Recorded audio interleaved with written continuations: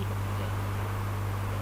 तो वो दाहिका शक्ति जो है वो अग्नि स्वरूप में पहुंचाने के लिए, अग्नि स्वरूप को जनाने के लिए आपके पास वही साधन है, नहीं तो कैसे जाने?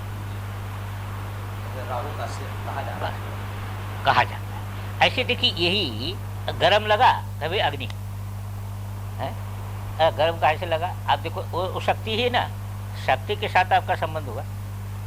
आपने कह दिया अग्नि है, तो अग्नि है कैसे? आपने कहा अग्नि है, ये कहेंगे कैसे? शक्ति ने जलाया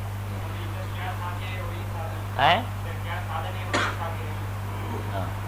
अभी ये आएगा। अभी तो इतना समझ लीजिए कि शक्ति जो है शक्तिमान तक पहुंचाने का माध्यम है। अब वो साधन कैसे यहाँ से बनेगा, जिस स्थिति में हम लोग हैं, वो साधन की बात आगे आएगी। अभी इतने समझना चाहिए कि शक्ति शक्तिमान से भिन्न नहीं है, एक बात अभेद है। अच्छा, शक्ति शक्तिमान, जिस समय हम शक्ति कहते हैं उस समय भी शक्तिमान ही है वो है, और जिस समय हम शक्तिमान कहते हैं उस समय भी जो है वो शक्ति उसके अंदर निहित है। अब जो शक्तिमान का धर्म है वही शक्ति का धर्म है, कोई अलग धर्म। हाँ, ये भगवान का ज्ञान करा रही, इसी को लेकर के तो सारे पुराण की स्थिति सब इसी के,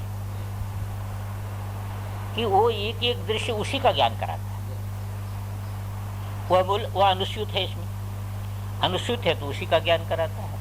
तो ये दृश्य जो है वह दृश्य जब तक जो है भगवत तत्व के अधीन नहीं होता तब तक दृश्य वहीं पर परिचिन हो जाता है।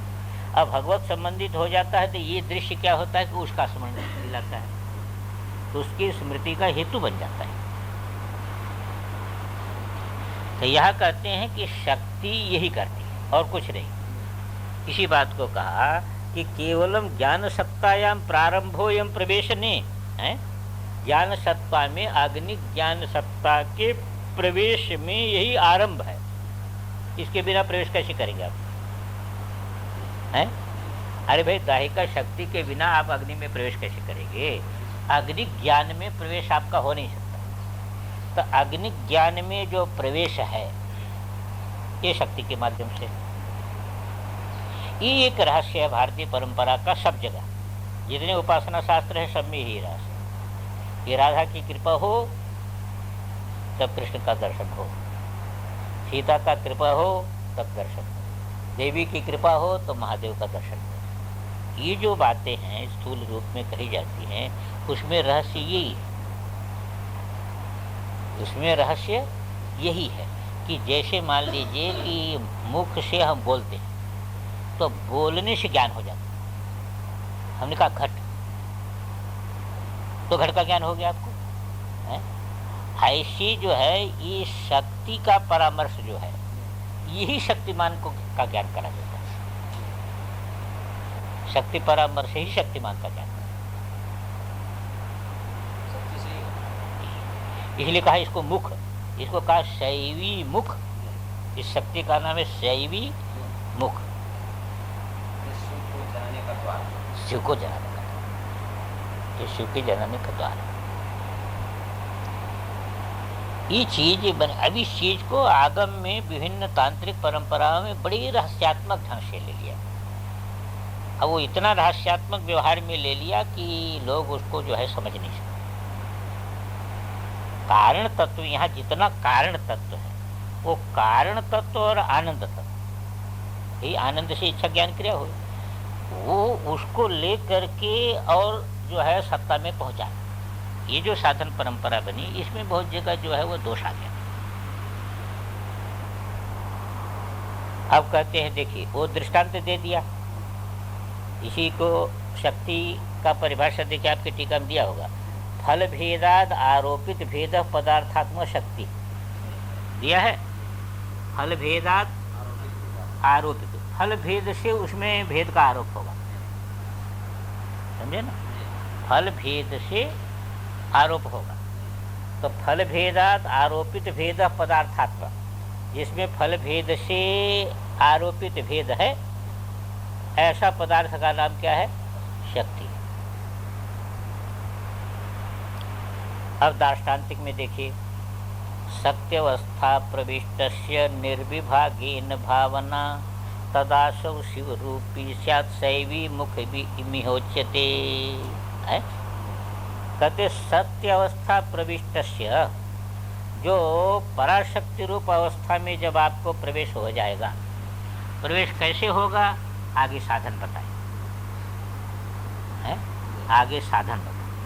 जैसे विभिन्न प्रकार का साधन करते करते करते करते चरम वृत्ति में प्रवेश हो गया आपको, तो आप स्वरूप में चले गए हैं। तो अब चरम वृत्ति, तो अब देखिए पहले क्यों नहीं चरम वृत्ति हुई, बिना अभ्यास के जब तक प्रतिबंध का निराकरण नहीं करेंगे तब तक चरम वृत्ति, जब तक विशिष्टता को पकड़ेगी बुद्धि तब तक चरम वृत्ति नहीं होगी। संपूर्ण विशिष्टताएं जब समाप्त होगी तभी तो चरम वृत्ति होगी। हाँ, ये तभी तो होगा ना, तो ज्ञान निष्ठा तो तभी बनेगी, नहीं तो कैसे बनेगी। तो इस बात को यहाँ पर कहते हैं कि जो शक्ति अवस्था प्रविष्टस्य निर्विभागेर भावना, अब वहाँ कोई विभाग नहीं। शक्ति अवस्था में जब आप प्रविष्ट हो गए पराशक्ति अवस्था में, समझे ना, तब वहाँ विभाग नहीं रहे, घन हो गया। अब जब निर्विभाग में आप पहुंच गए तदा सौ शिवरूपी शायद, उसमें शक्ति भी कहाँ रही। आप शक्ति रूप हो गए और शक्ति शिव रूप हो, उस समय शक्ति नाम की कोई चीज नहीं रही, कोई शिव रूप हो। अब यहाँ ऐसी नहीं वेदांत जैसी कारण अवस्था ज्ञान की नहीं, वहाँ कुछ नहीं, वो शिव रूप सीधे हो गया।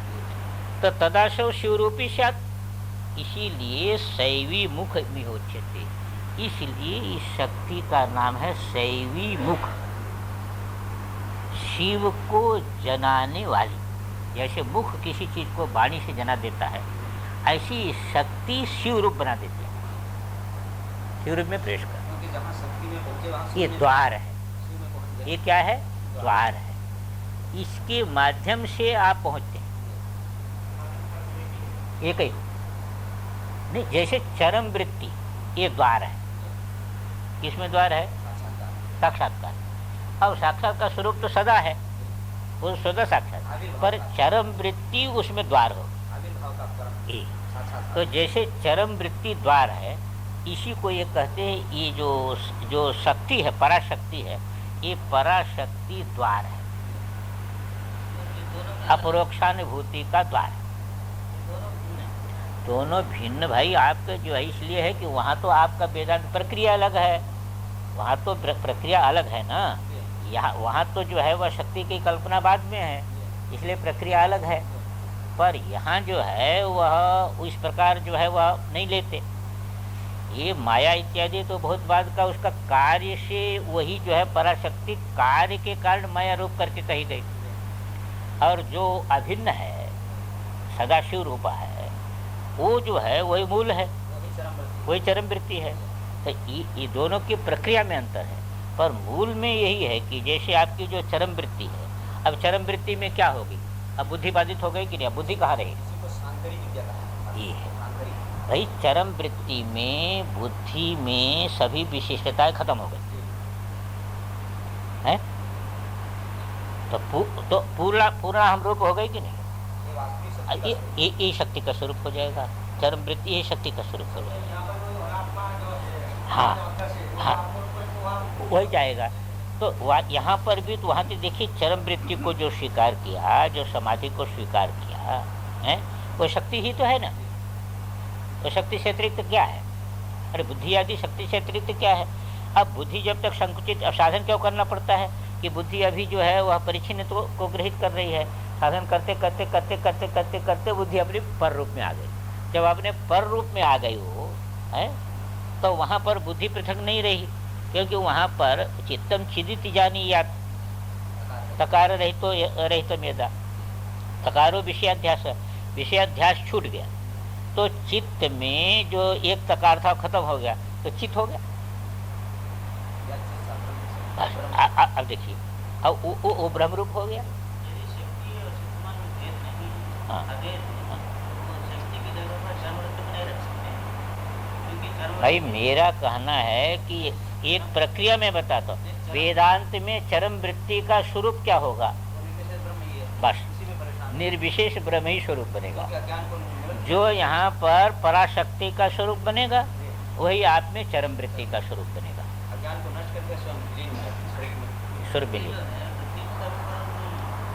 भाई हम कहते चरम वृत्ति स्वरूप होता है। चरम वृत्ति इसी का ना विषयाध्यासी, इसीलिए आपको श्लोक दिया वो भाष्यकार भगवान का कि चित्तम चिदिति जानिया, जहाँ विषयाध्यास रहित हुआ चित्त वो चित्त हो गया। और अज्ञान के कार्य के सहित वो वृत्ति नष्ट करती है।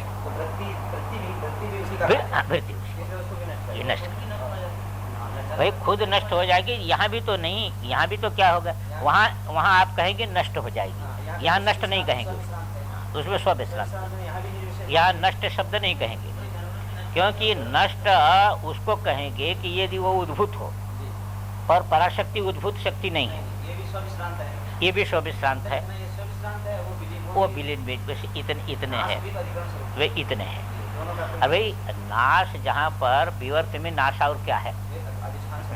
विवर्त में नाश नाम की कोई चीज है नहीं। अब आप कहो कि जो है विवर्त में नाश कह दो, इनके मत में उसको जो है अधिष्ठान कह दो, बात एक ही है, नाश और कल्पना दोनों अधिष्ठान। इसलिए ये ध्यान देना चाहिए हम लोगों को कि वस्तुतः वेदांत का जो लक्ष्य है और इसका जो लक्ष्य है, ये लक्ष्य में कहीं भी अंतर नहीं दिखाई दे रहा है, बस प्रक्रिया भेद। प्रक्रिया भेद है, प्रतिपादन भेद है, पर लक्ष्य में कोई अंतर नहीं। जैसे बहुत चीजें हैं वो मानना पड़ता वेदांत में भी। जैसे कहा कि अज्ञान उपाधि, इन्होंने कहा कि नहीं अज्ञान उपाधि नहीं हो सकता, जीव अज्ञान उपाधि कैसे होगा? तो कहा फिर क्या है? कहा नहीं वो संकुचित ज्ञान उपाधि वाला है, क्योंकि अज्ञान उपाधि हो जाए तो कुछ जानेगा ही नहीं, अल्पज्ञ। तो अब अर्थ वहां भी लेना पड़ता है कि नहीं? अभी कहा पंच कंचुक जो है संकोच है, ईश्वर में माया पूर्ण है, अब यहाँ पर संकुचित है, तो संकुचित उपाधि वाला हो गया ही। उसकी पूर्ण उपाधि थी, इसकी संकुचित उपाधि, इसलिए किंचित ज्ञत्व हो गया, किंचित तृप्तत्व हो गया है, किंचित कर्तृत्व हो गया, इसमें किंचित आ गया। और यदि आप अज्ञान कह देंगे तो अज्ञान कह देंगे तब तो कुछ होगा ही नहीं। और वो प्रकट है आवृत क्योंकि उसी को सत्ता लेके सब हो रहा है। तो एक कहने की, जैसे कहा कि जगत को कहा कि जगत को मिथ्या नहीं कर सकते, जगत को मिथ्या कैसे कहोगे? कहा फिर क्या? कहा कि ब्रह्म है, मिथ्या क्यों कहते? अब कहा कि ये जो भेद प्रतीति आपको अज्ञान से हो रही है, एक ब्रह्म ही है, इसलिए जगत को मिथ्या मत कहो, जगत ब्रह्म है। क्योंकि जगत नाम की कोई चीज है ही नहीं जिसको मिथ्या करोगे, ब्रह्म ही जो है भ्रांति से ऐसा दिखाई दे रहा है, तो जगत कहाँ से हो जाएगा उसमें?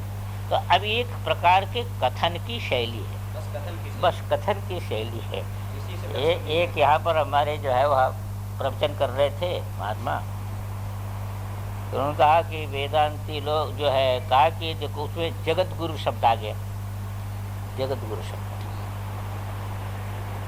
तो जगत गुरु शब्द आ गया, तो अब वो अपने को भी जगत गुरु लिखते हो, जो प्रवचन कर रहे थे वो अपने को भी जगत गुरु लिखते। तो उन्होंने कहा कि देखो वेदांती लोग भी अपने को जगत गुरु कहते हैं, तो उनके पक्ष में क्या अर्थ हुआ उसका? क्योंकि उनके पक्ष में जगत मिथ्या है, तो जगत का अर्थ हो गया मिथ्या, मिथ्या गुरु।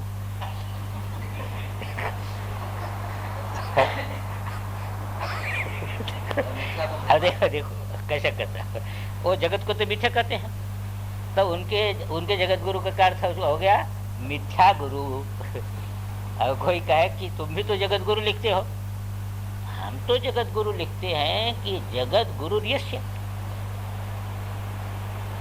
जिसने जगत को जो है गुरु बना लिया है, उसे सीख रहा है, इसलिए हम ऐसा करते हैं। पर वेदांती की मत में तो जगत मिथ्या, इसलिए मिथ्या गुरु हो जाएगा। तो ये कहने का है कि किसी चीज को कहने की पकड़ की अलग जब बात हो जाती है, तो कहते न बहनिर्दाहिका शक्ति व्यतिरिक्ता विभाव्यते केवलम ज्ञान सत्यायाम प्रारंभो च प्रवेशने सत्यावस्था प्रविष्टस्य निर्विभागेन भावना। अब निर्विभाग हो गया ना, है निर्विभाग हो गया। यत्र सर्वमात्मैव अभूत तत्केन कम पश्येत केन कम बीजानीयात्, है तदा सौ शिवरूपी स्यात् शैवी मुखैहोच्यते। भिन्न नहीं। अब यह है कि खाली उसको शैवी मुख कहा, जैसे उसके माध्यम से शिव रूपता प्रकट हो, बस यही। जैसे चरम वृत्ति के माध्यम से आप साक्षात्कार करते, इसी प्रकार यहाँ पर शक्ति के पराशक्ति के माध्यम से शिव रूपता प्रकट हो, क्योंकि वो शिव से भिन्न है। यथा लोकीन, इसमें दृष्टांत देते हैं कि यथा लोकीन दीपस्य किरणै भास्करस्य च ज्ञायते दिग्विभागादि तच्छक्त्या शिव तद्वत् शक्त्या शिव प्रिय। कहते जैसे आलोक के कारण, आलोक कहीं आ रहा है तो दीप को हम जान लें, तो आलोक एक दीप को जानने में मुख हो गए। किरण से हम सूर्य को जान लेते हैं, तो किरण सूर्य को जानने में द्वार हो गया, बस सूर्य ही है, सूर्य से भिन्न है नहीं। तो ज्ञायते दिग विभागादि तद्वत् शक्त्या शिव, और उसी से सब विभाग होता कि जैसे इधर सूर्य है, इधर किरण आ रही है, इधर सूर्य, सब जान लेते हैं, दिग विभाग आदि सब जान लेते हैं। इसी प्रकार और कुछ नहीं है, शक्त्या शिव ज्ञायते, शक्ति के माध्यम से हम शिव स्वरूप को जानते हैं। हे देवी, यही रहस्य है। अब देवी पूछेगी कि जो है वह आप हमको साधन बताओ, कैसे, इतना तो हमने सुन लिया, अब शक्ति रूपता को कैसे प्राप्त करें, इसके लिए साधन होना चाहिए था, कोई सुनने से नहीं हो। जैसे हमने कहा कि चरम वृत्ति होते ही है।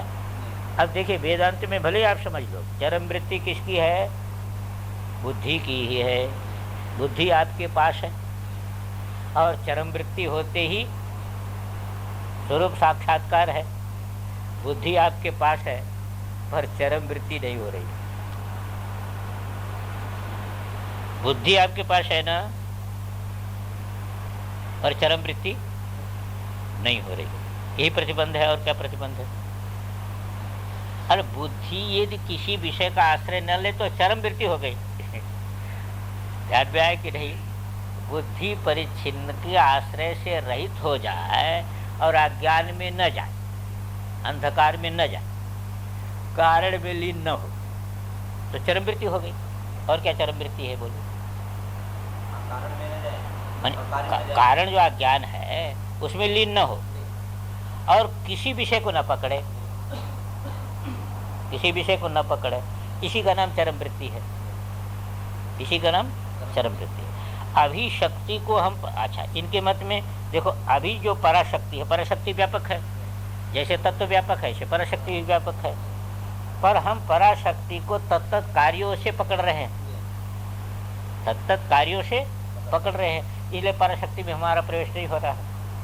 कार्य जो है वो तिरोधान शक्ति वाला है। हाँ, तिरोधान को लेकर के है, बस ये सारा का सारा, इसलिए माया को लेकर के ही पकड़ रहे हैं सारा का सारा हम, इसलिए अनुग्राहिता का रूप हो नहीं रही है, इसलिए जो है पराशक्ति में प्रवेश नहीं हो रहा है। नहीं तो शुद्ध विमर्श हो गया, खत्म हो गया। जिसको आप वहाँ पर चरम वृत्ति कहते हैं, शुद्ध विमर्श करते हो, वही शुद्ध विमर्श पराशक्ति है।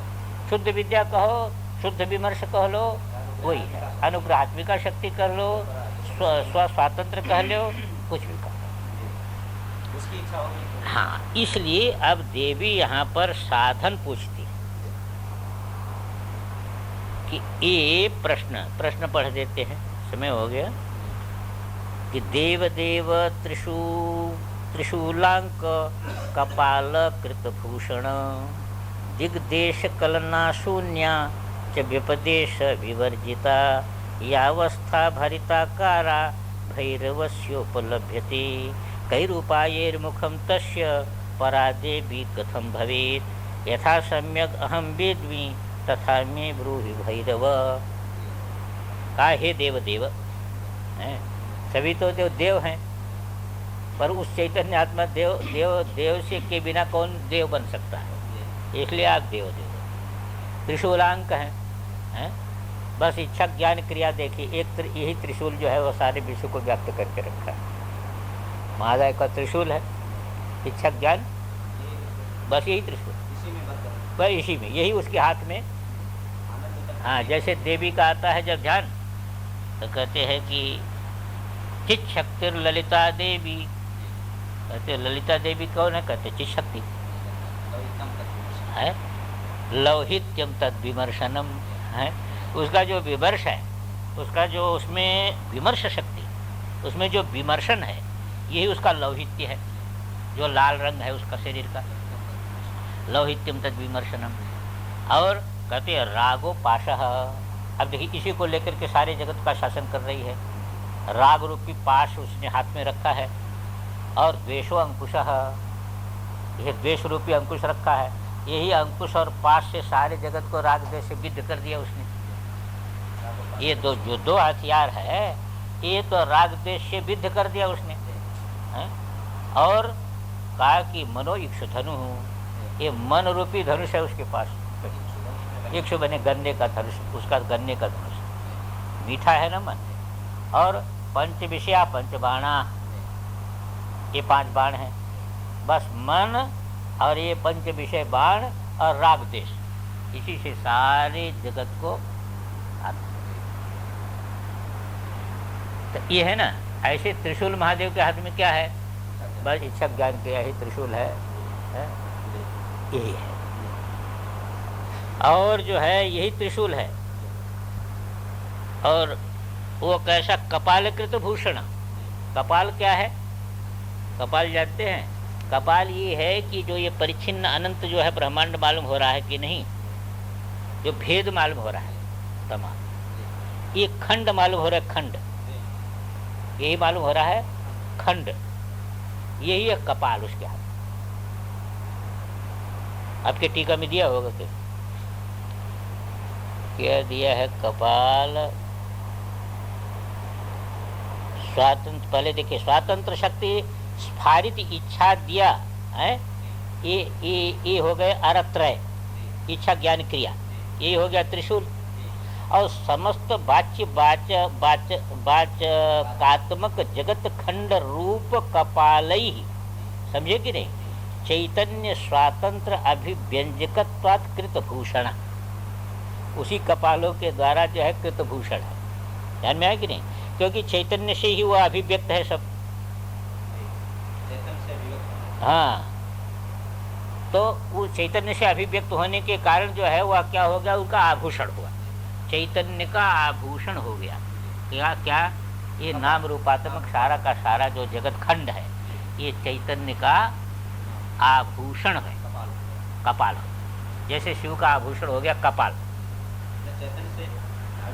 अरे जैसे कपाल का माला पहन लेते हैं ना, तो ऐसे अनंत